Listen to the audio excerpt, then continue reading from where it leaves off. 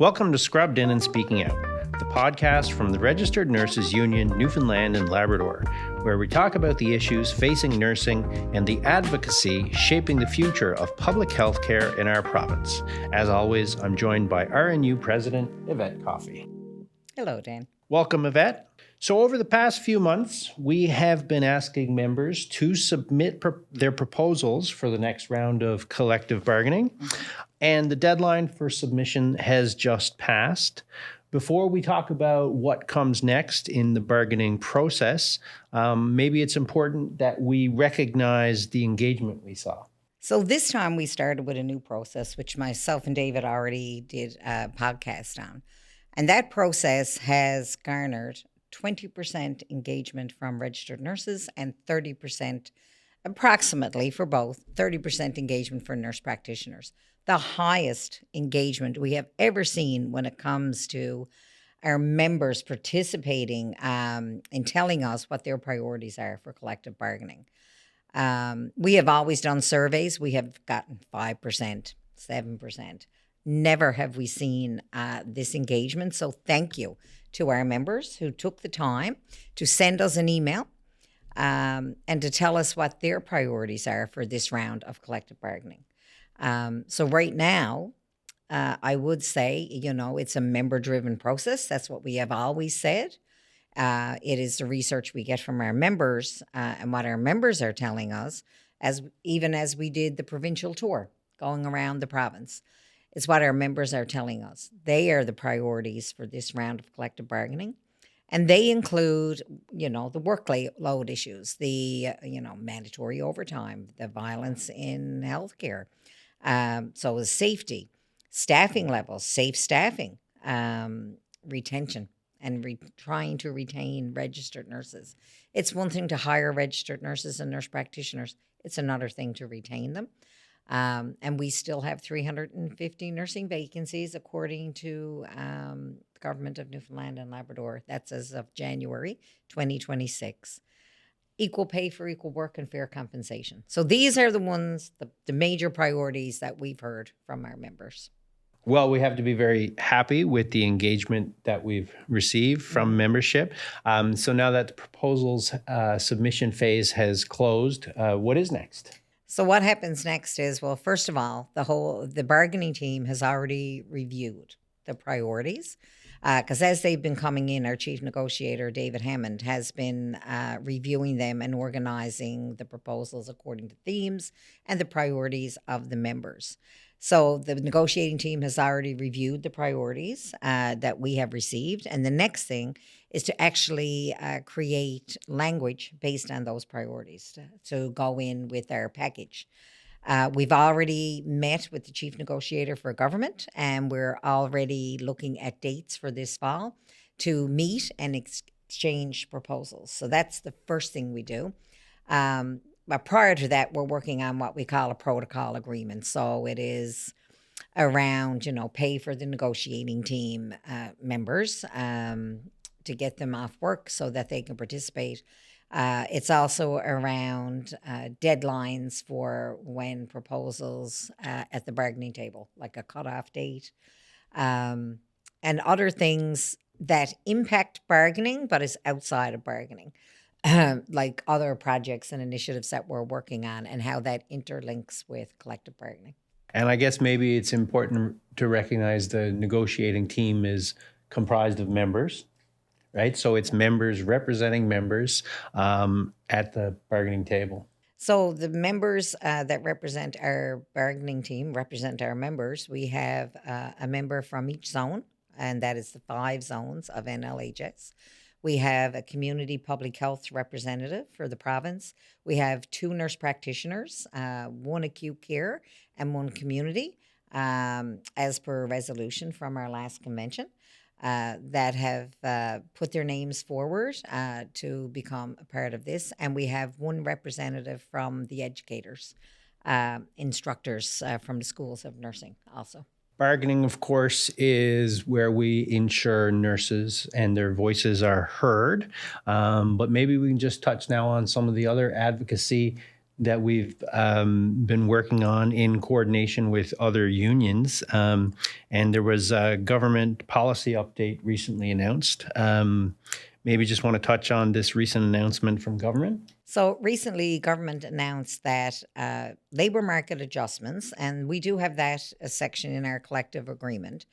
Labor market adjustments are short-term economic adjustments to a salary outside of collective bargaining.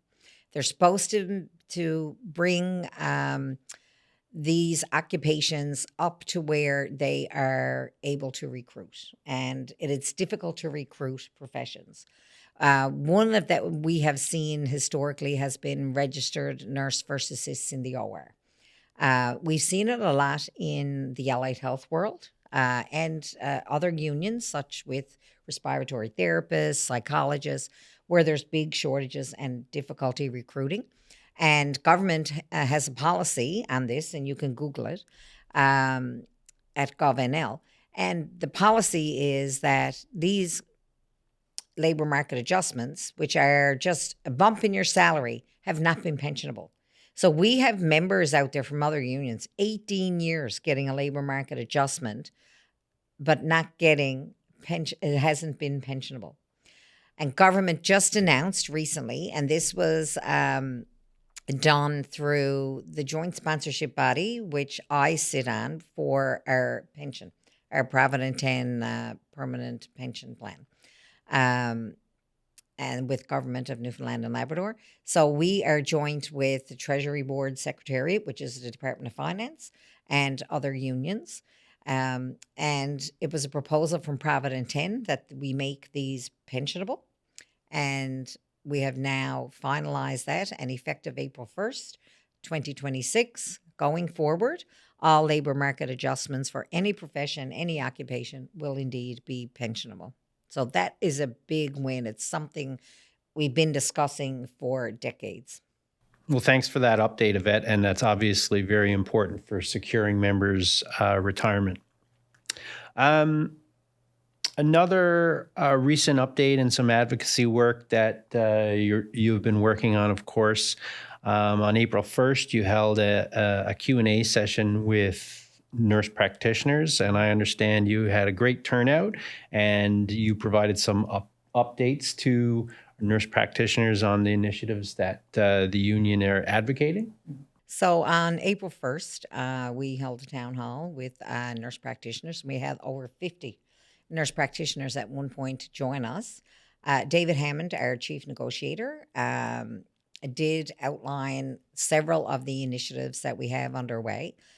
We have done quite a bit of work around nurse practitioners, promoting the role of nurse practitioners, the scope, the autonomy, what they bring to the entire healthcare system.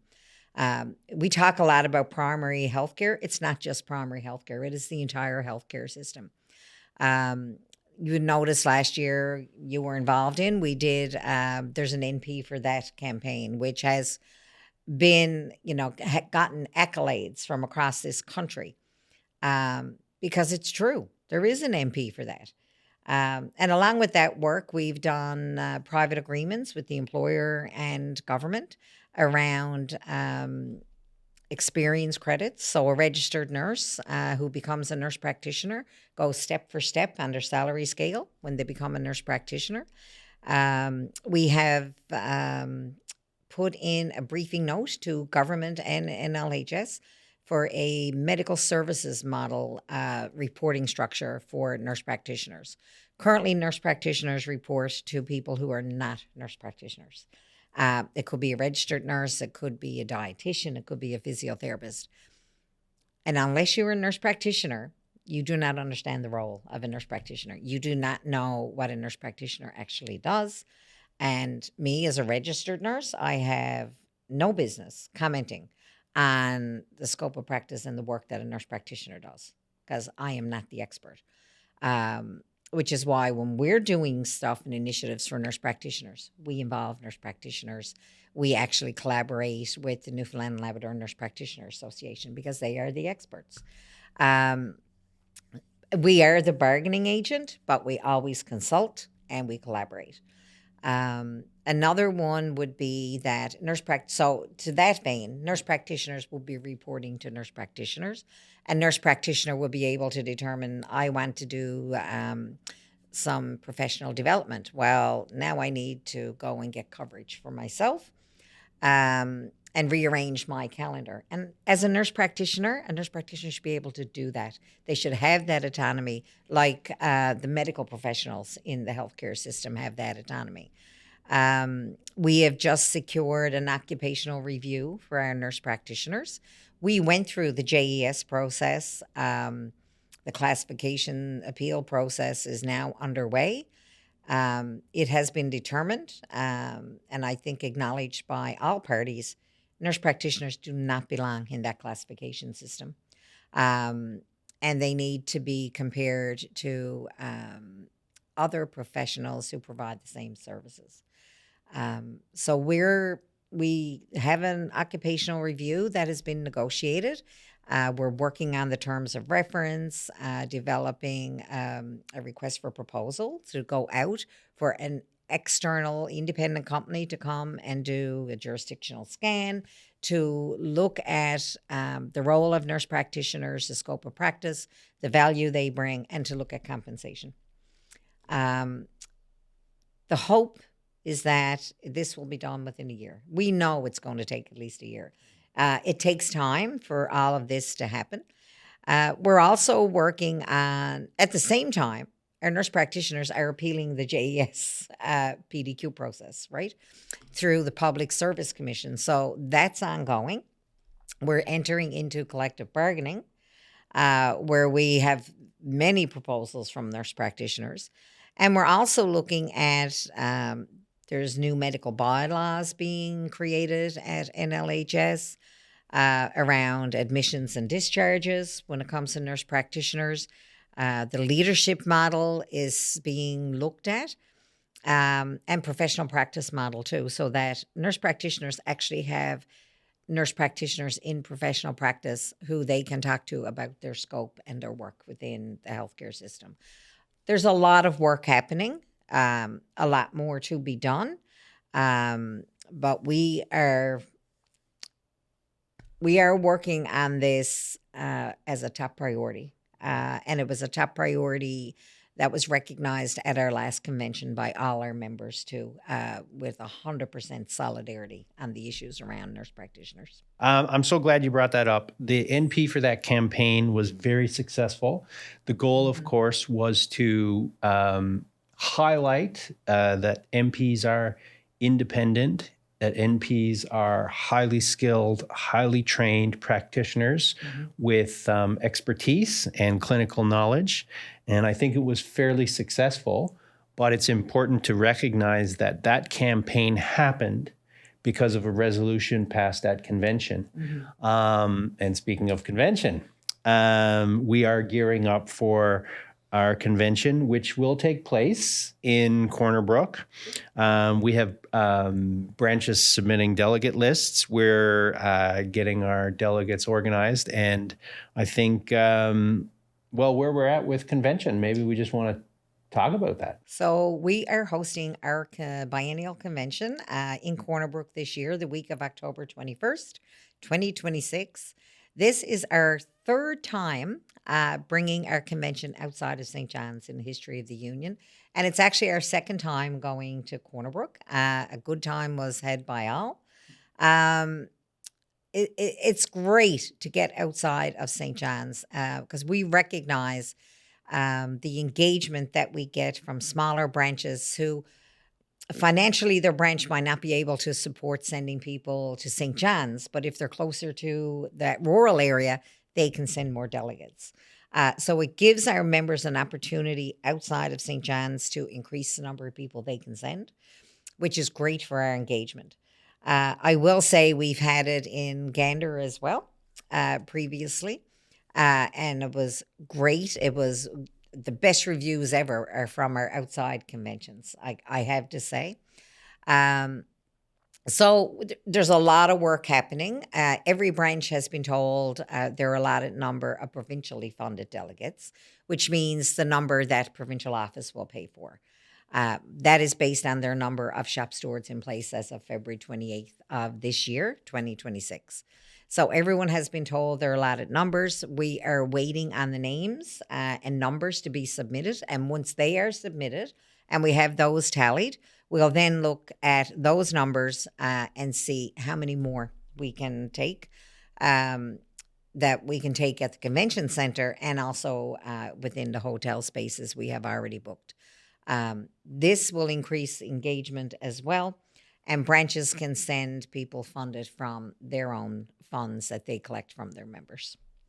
And maybe we should just highlight the importance of convention. Obviously, it is what lays the groundwork, what sets the priority for the union going forward. Just like we talked about the nurse practitioners and the resolutions that came forward, convention is the supreme authority of the Registered Nurses Union. It is where we come together. Our constitution, our policies, members' dues. That's how that number is set, and it is setting the direction for the next 2 years, and forms part of our strategic plan here at the Registered Nurses Union. It informs the work we do and the priorities of our members. The delegates get to put forth resolutions, and those resolutions guide all the work that we do here at provincial office. Yep. And just recently now here, as we're talking about convention, getting ready for convention, we are working on updating for my report to convention, the updates on the 20 resolutions which were passed at their last convention. So there has been a lot of work and a lot of work ongoing since last convention. And we're looking forward to seeing our members and providing education and leadership development for not only shop stewards, but the delegates that are selected by the branches to come. Yeah, and 20 resolutions just shows the importance of the democratic process within our organization. Absolutely. We also have the call for nominations for the board of directors, which opened on April 1st and runs until April 30th. Mm-hmm. Not every union across the country, or even here in this province, elect their leadership the same. In some provinces, it is done at their biennial convention, and names are put forward. Just like here at the Federation of Labor, names are put forward at the convention for election, for nomination and election. Here at RNU, we have a policy where every single member of our organization has an opportunity to vote on the leadership, the executive leadership of RNU. RNU is divided into 9 regions on our board. We have a representative for every single region, with 3 for St. John's region because of the number of members here. We have an executive, which is the president, vice president, and provincial secretary treasurer. So these are the positions, 9, 10, 11, 12 positions that are currently open. We have nominations for the whole board at the one time and the elections. So we have a month between the call for nominations, and we then have a month, we give people time to, once nominations are in and closed, we vet the people according to our policies, and then we allow time for campaigning, approximately a month, and then another month from the time we send out packages for voting till the vote.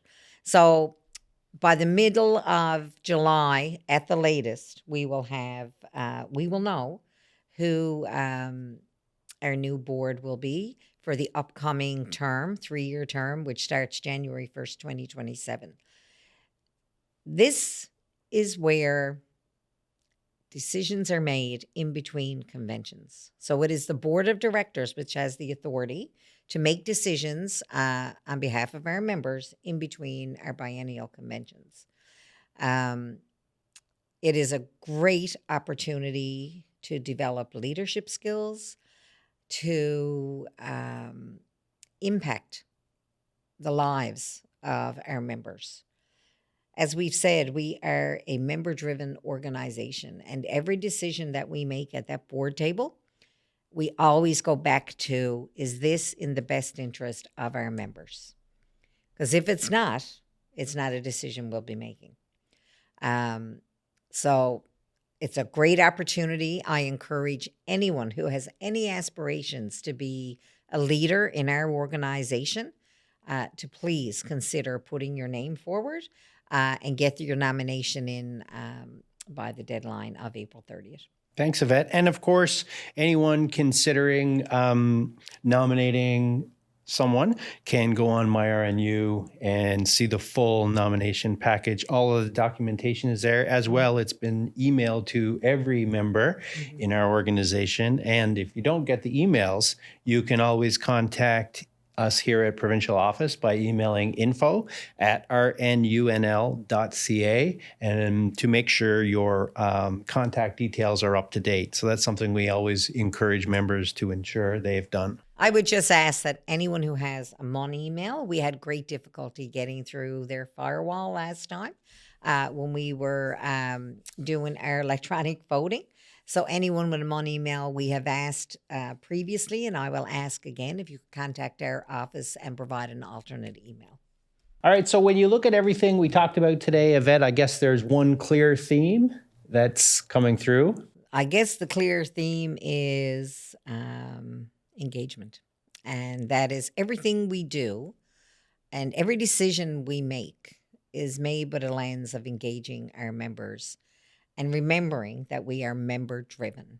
And without the input of our members to guide the work of RNU, it makes it very difficult for us when we're making decisions at that board table or at the bargaining table.